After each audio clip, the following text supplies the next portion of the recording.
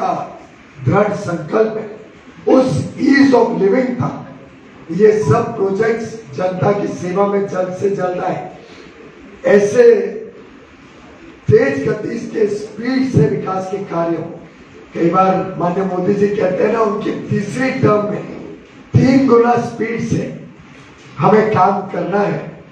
उस सोच के साथ आज कई सारे प्रोजेक्ट्स का निरीक्षण किया गया।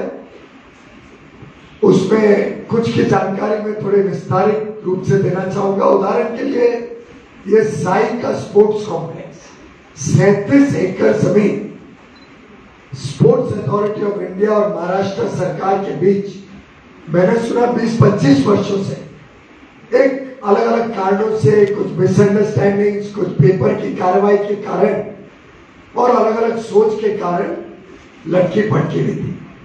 आज उसका full solution time bound manner में क्षीरसागर जी कलेक्टर उस जमीन को महाराष्ट्र के स्पोर्ट्स विभाग को अगले 2 हफ्ते में देंगे। महाराष्ट्र का स्पोर्ट्स विभाग तब तक स्पोर्ट्स अथॉरिटी ऑफ इंडिया के साथ चर्चा कर पूरा 37 एकड़ का एक होलिस्टिक डेवलपमेंट प्लान तैयार रखेगा, कैबिनेट पे लेके जाएगा जमीन ट्रांसफर होने के बाद उस एग्रीमेंट को, और आगे चल के पूरा 37 एकड़ स्पोर्ट्स अथॉरिटी ऑफ इंडिया को दिया जाएगा। उसका एक इंटरनेशनल लेवल का स्पोर्ट्स कॉम्प्लेक्स तैयार होगा। और मैं उम्मीद करता हूं आगे चल के हमारे कांदिवली से ओलंपिक्स के लिए, एशियन गेम्स के लिए, कॉमनवेल्थ के लिए, नेशनल गेम्स के लिए खिलाड़ी तैयार होंगे। आसपास अच्छे स्कूल हैं, अच्छे कॉलेजेस हैं, लोकल लोगों को भी सुविधा मिलेगी। महाराष्ट्र भर से लोग वहां आएंगे। पालघर में हमारा आदिवासी क्षेत्र है, आदिवासी युवा युवतियों में बड़ा हुनर होता है, उनको हम वहां पे ट्रेनिंग दिलवाएंगे। साथ ही साथ उनका अच्छा पोषण हो, उनकी अच्छी पढ़ाई लिखाई हो, स्कूल कॉलेज की सुविधा हो, एक होलिस्टिक स्पोर्ट्स फैसिलिटी भी डेवलप हो और स्पोर्ट्स पर्सन को तैयार करें आगे भारत का गौरव बढ़ाने के लिए। ऐसा कॉम्प्लेक्स केंद्र में मनसुख मांडविया जी जो केंद्र सरकार में स्पोर्ट्स मिनिस्टर हैं, उनसे भी मेरी चर्चा हो गई है। जैसे ये प्रक्रिया पूरी होती है, मनसुख भाई खुद आएंगे मुंबई और तब तक साई के साथ मेरी चर्चा करके एक अंतरराष्ट्रीय स्पोर्ट्स कॉम्प्लेक्स साई का उत्तर मुंबई में आगे चल के डेवलप होगा।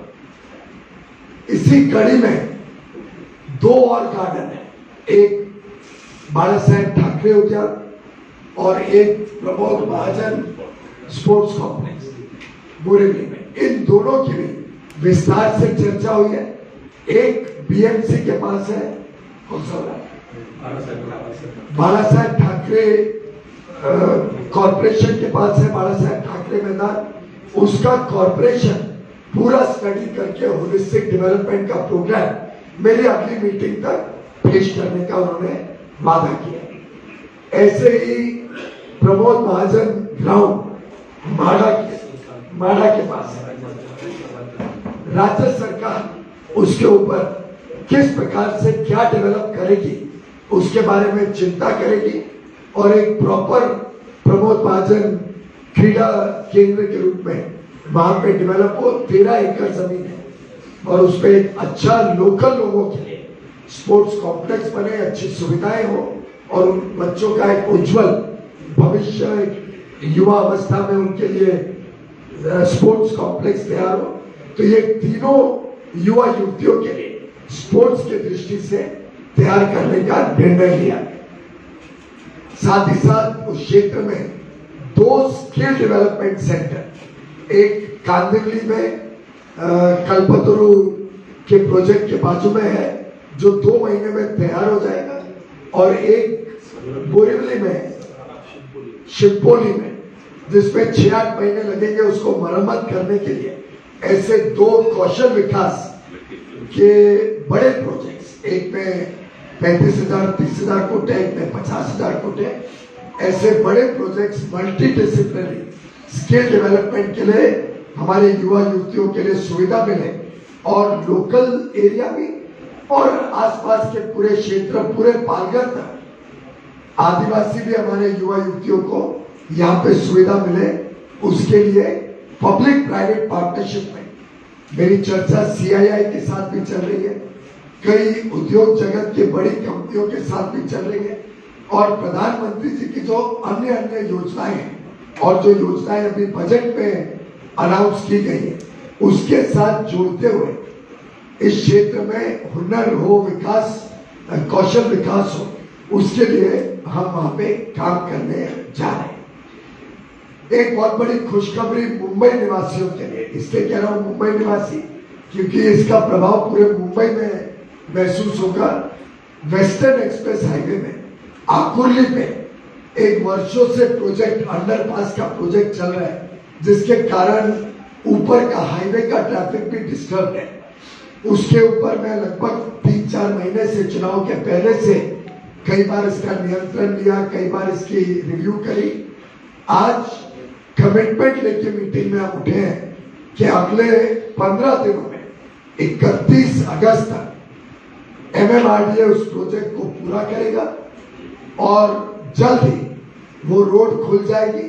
और वेस्टर्न एक्सप्रेस हाईवे का मुझे जॉइंट CP ट्रैफिक ने बताया कि 50% समस्या उससे समाधान हो जाएगी, ट्रैफिक का फ्लो स्मूथ हो जाएगा और लोग अपने स्थान पर, अपने काम पर, अपने घर वापस लौटने के लिए तेज गति से पहुंच पाएंगे। साथ ही साथ मेरे ट्रैफिक डिपार्टमेंट के लिए 2 और काम किए हैं।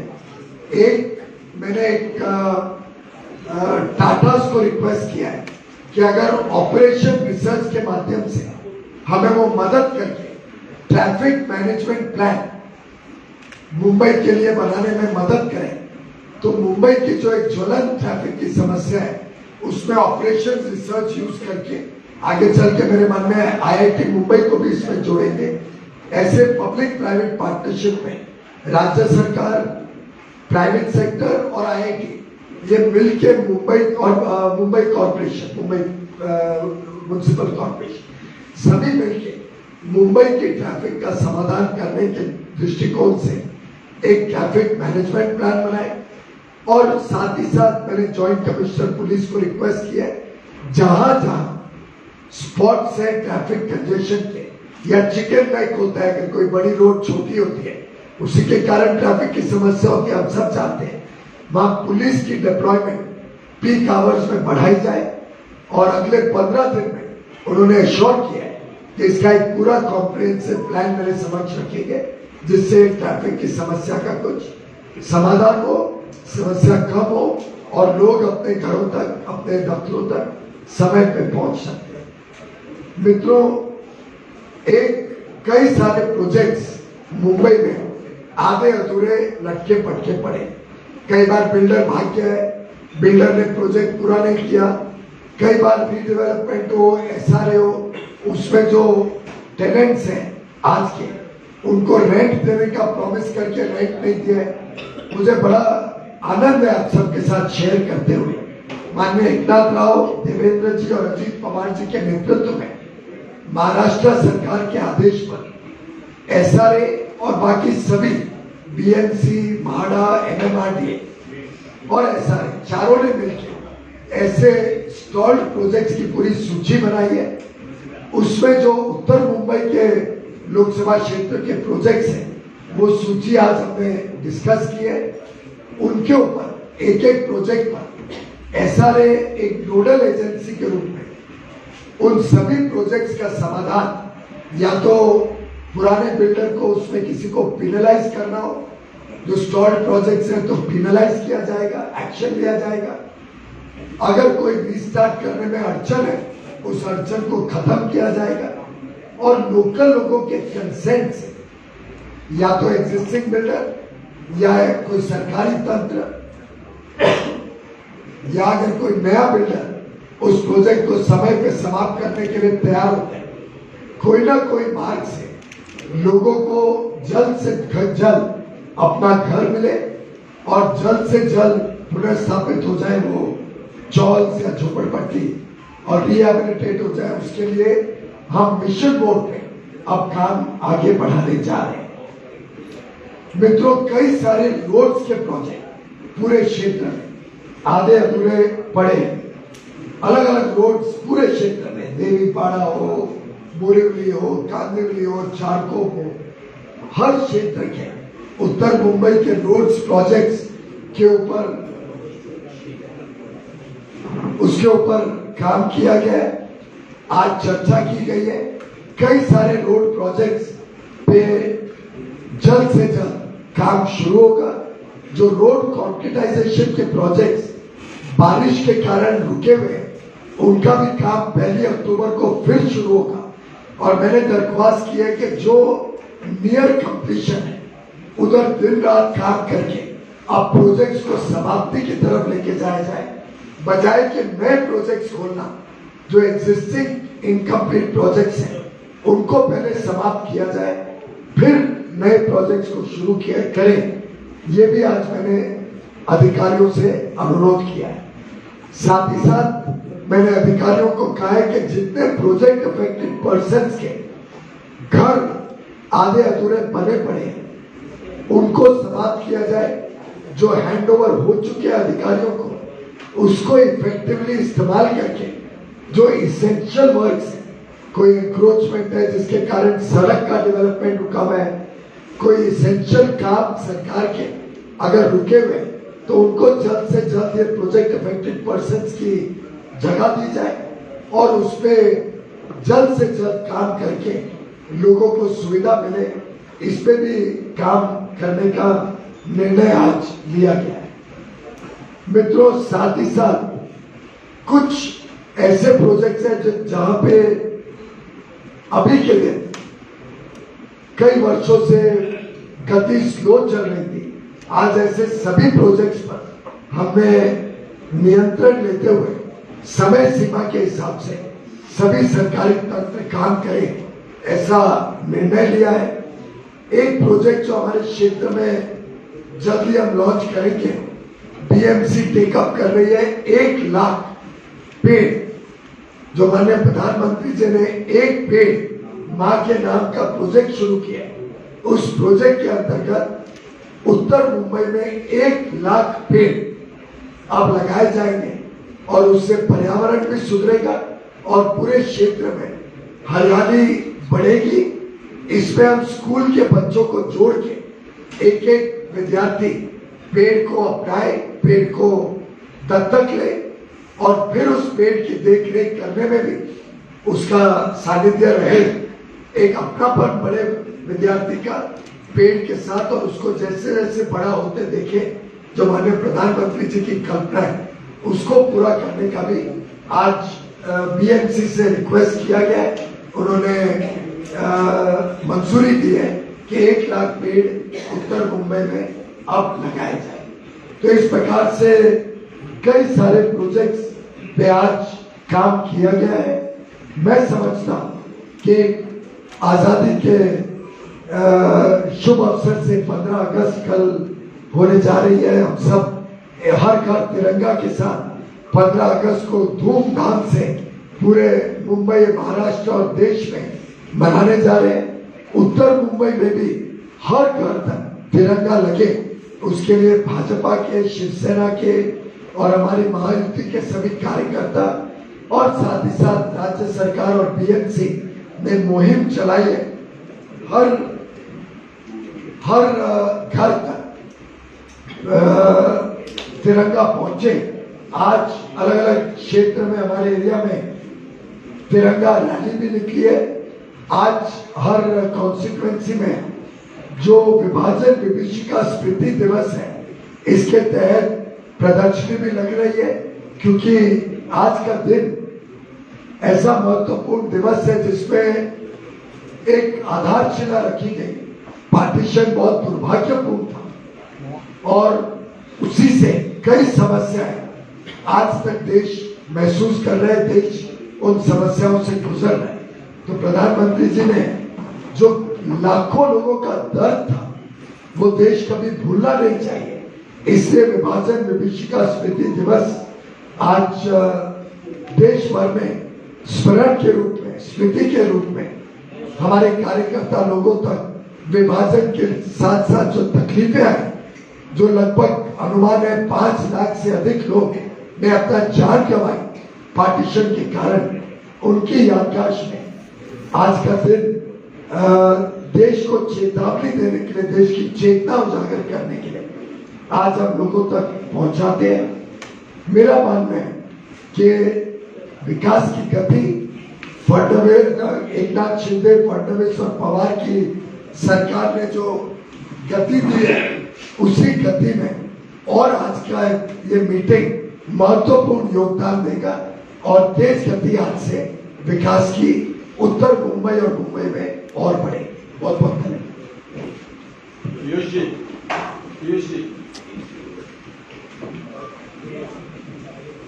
it is good that you have taken up the issue of pathetic roads in Mumbai. I want to draw your attention to the fact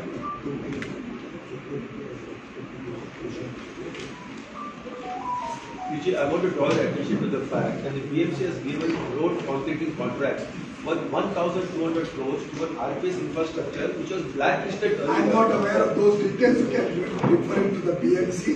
I am more concerned that all the works should get completed in time. Other details I am not privy. No, but if blacklisted contractors are given to work, the Mumbai is bound to suffer bad roads. और कुछ sir political सवाल है कि आज मेरे उत्तर मुंबई मलाड पासून ते Thakur complex पर्यंत दररोज मोठी वाहतूक होते. ग्रोवेल इकडे ते ब्रिजचं काम आहे ते मागच्या 1 वर्षापासून रखडले, ते काम स्लो चालू आहे. मैंने शुरुआती मित्र वहां से की है. आकुर्ली का अंडरपास जो काम है उसको पिछले 3-4 महीने से रेगुलरली मैं फॉलो अप कर रहा हूँ और आज फाइनल मीटिंग थी. 31 अगस्त तक वो तैयार होगा और अगले 15-16 दिन में कमिट किया गया है कि उसका को MMRDA पूरा करेगा. आज मैंने शुरुआती उससे करी. इन्होंने भी कांग्रेस ने एक बड़े प्रोटेस्ट का ऐलान किया है, पूरे देश में प्रोटेस्ट करेंगे. उनको कोई सीरियसली नहीं. ट्रॅफिक मॅनेजमेंट प्लॅन जे टाटाला आपण विचारणार. अरे आज तो मैंने उनको रिक्वेस्ट किया है, टाटा के मैनेजिंग डायरेक्टर चंद्रशेखर जी को मीटिंग के दौरान मैंने रिक्वेस्ट की है कि आप कोई ऑपरेशन रिसर्च के कोई एक्सपर्ट्स हमें दिलवाइए. साथ ही साथ ट्रैफिक के अधिकारी जॉइंट सीपी देव कुमारी साहब, उनके अधिकारी, और मेरे मन में कल्पना है कि IIT को भी जोड़ेंगे. रेलवे में IIT ने बहुत अच्छा काम किया था OR का ऑपरेशन रिसर्च के माध्यम से समस्या का समाधान निकालने के लिए, ट्रैफिक की और ट्रेन बढ़ाने के लिए. ऐसे ही ट्रैफिक के लिए आज रिक्वेस्ट किए. पर इन द मीन टाइम एक आकुर्ली का काम, उससे बहुत सुविधा होगी. अलग अलग जो प्रोजेक्ट्स हैं उसको स्पीड अप करने का काम, रोड के प्रोजेक्ट्स, आज लगभग 1.5-2 घंटा तो रोड्स के ऊपर डिस्कशन. फिर पुलिस डिप्लॉयमेंट से कैसे पीक आवर्स में ट्रैफिक फास्ट करना. और एक और विषय मेरा कहना रह गया, जो कोस्टल रोड को दहीसर तक लेके जाना है, आगे बढ़ाना है, उसमें 72 तक जाएगी आगे. 4-5 और पैकेजेस है. उसके बारे में भी आज विस्तार से चर्चा हुई है. उसका एक रिपोर्ट 23 तारीख को आना है एनवायरमेंट का, जिसके ऊपर फिर राज्य सरकार काम करके उसको केंद्र में भेजेगी. केंद्र में मेरी भूपेंद्र यादव जी से भी बात हुई है, माननीय मंत्री जी से, कि जैसे वो यहाँ से केंद्र में जाएगा उसको जल्द से जल्द मंजूरी मिल सके और उन प्रोजेक्ट्स का भी काम जल्दी शुरू हो. हम में से सब ने कोस्टल रोड का स्वाद लिया है, कोस्टल रोड का लाभ लिया है. मैं मानता हूं कि यही कोस्टल रोड एक बार पूरे उत्तर मुंबई और उसके भी बियॉन्ड जाने से मुंबई का पूरा ट्रैफिक का समस्या का हल भी होगा. सभी उससे roads, western express highway, eastern express highway, सब अनब्लॉक हो जाएंगे और मुंबई में ट्रैफिक प्रॉब्लम्स इतिहास बन जाएंगे. सर, मराठा आरक्षण का मुद्दा कैसे सुलझेगा? और कोई है क्या, कोई मेरे डेवलपमेंट विषय?